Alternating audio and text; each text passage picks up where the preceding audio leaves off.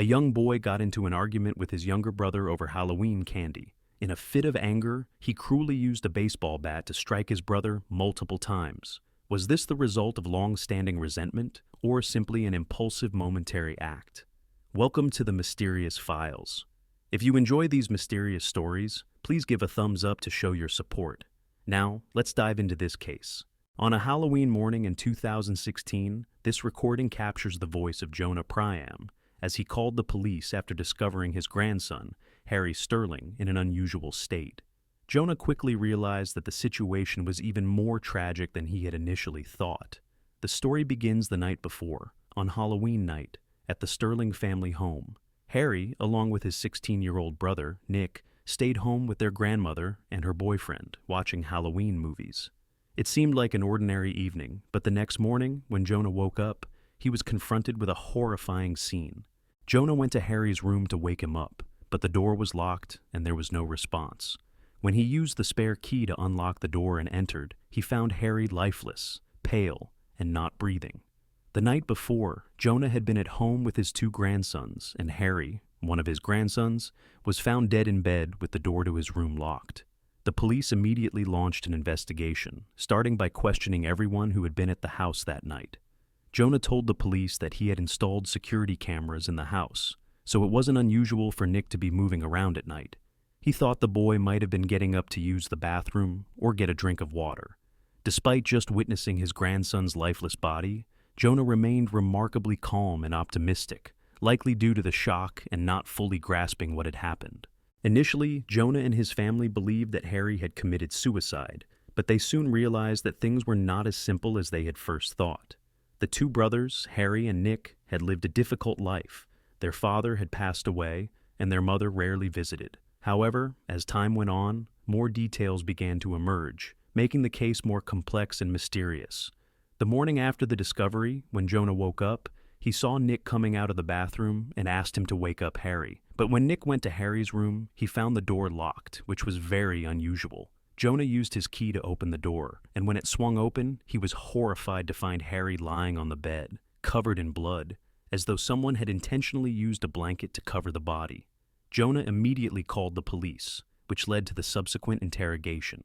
In his conversation with the police, Jonah seemed to fully believe that his grandmother's boyfriend couldn't have harmed Harry. However, when it came to Nick, he was more suspicious. He explained that he had raised Nick since he was young, and things hadn't always been easy. The police needed to determine whether an intruder had broken into the house and killed Harry, or if this was a case of familial murder. After gathering all the information they could from Jonah, they turned their attention to Nick. Though they hadn't yet searched Nick's room, the police had enough reason to be suspicious of him. In the following days, the police continued to gather evidence. They discovered that Nick had searched online multiple times for ways to cover up a murder. In his room, they found a knife with blood on it. Moreover, surveillance cameras showed that Nick had left the house the night of the incident, though the exact time he returned remained unclear. When the police presented these pieces of evidence to Nick, he began to show signs of tension, no longer maintaining the calm demeanor he had earlier. His statements became contradictory and disjointed. Ultimately, based on the evidence and the investigation, the police reached a shocking conclusion. Nick was the murderer. During the interrogation, Nick's behavior only deepened the police's suspicions. He often hesitated when answering questions that didn't require much thought, which was clearly unusual. Even more strangely, Nick never asked about Harry's death. When asked about the morning Harry passed away, Nick showed no emotion, speaking in a flat, monotone voice. He claimed that he woke up around 5 a.m., used the bathroom, and then went to his brother's room. But when he mentioned Harry, Nick's tone shifted, from flat to almost agitated, even though he had remained calm up until that point. Additionally, Nick turned his head away, avoiding eye contact with the investigators, a common sign of lying or anxiety. When the prosecutor suggested searching Nick's room, his behavior became even more suspicious. Although the police needed a search warrant to enter his room, they continued to press him on why he didn't want them to go inside. He responded by saying there was something pretty important in his room that he didn't want anyone touching.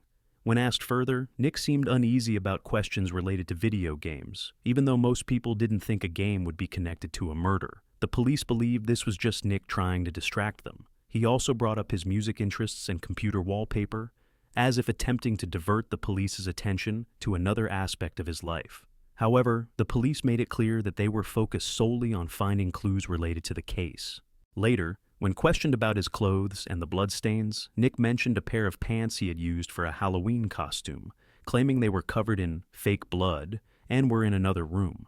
Meanwhile, Jonah and another family member gathered to discuss the case, but they remained confused, unable to identify the killer or the weapon. The police even left Nick alone for an hour to observe his body language. Although Nick may have autism, this did not necessarily mean he had violent tendencies.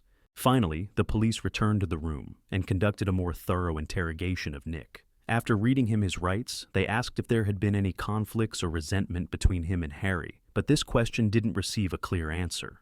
This only strengthened the police's belief that Nick was hiding something. The tension between the two brothers seemed to stem from a box of chocolates their grandmother had bought for them to share. Nick claimed that Harry had eaten almost all of it, but this didn't seem like enough of a reason for someone to commit murder. The police continued to dig deeper, and Nick revealed that he often had trouble sleeping due to sadness. As the interrogation became more intense, the police urged Nick to be truthful. At this point, he didn't know that they had found a baseball bat in the yard. When they presented this evidence, Nick didn't seem overly surprised and denied leaving it there. They also mentioned a pair of jeans found in the house, describing in detail how Harry had been killed to apply pressure, but Nick still remained calm. It wasn't until the police pointed out that Harry's death resembled a video game Nick had previously mentioned that Nick became defensive. The police kept pressing, asserting that they didn't believe Nick's claim of innocence.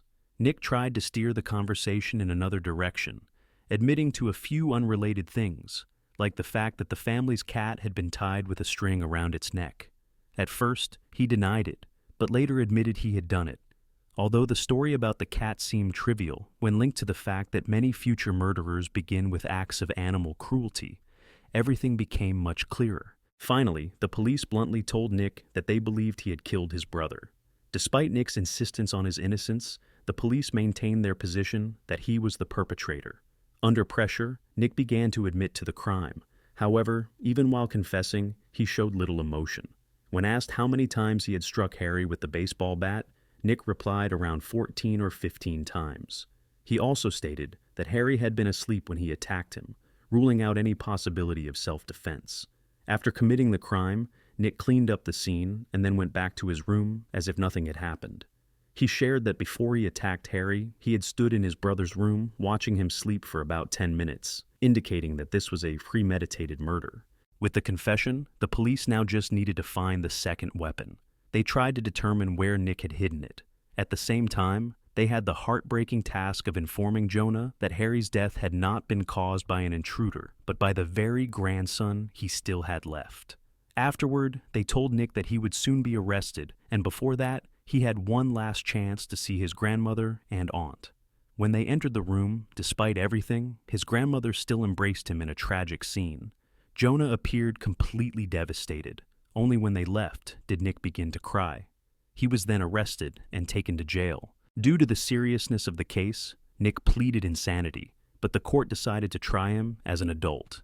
Nick eventually confessed to murder and was sentenced to 15 years to life in prison. What do you think?